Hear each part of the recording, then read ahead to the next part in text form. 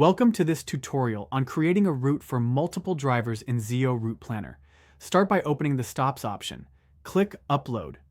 Stop option, then Browse File to select your stop list. You can download the sample file to see what information Zeo expects.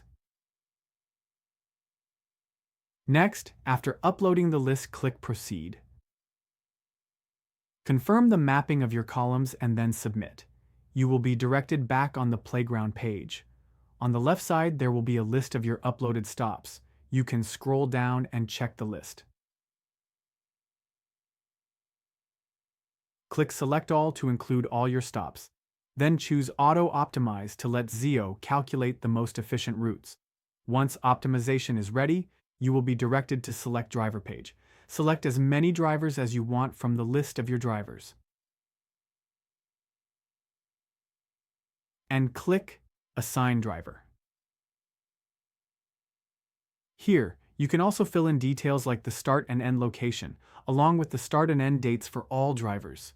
When you're happy with everything, click Save and Optimize. Zeo will generate and finalize the optimized routes for all your selected drivers.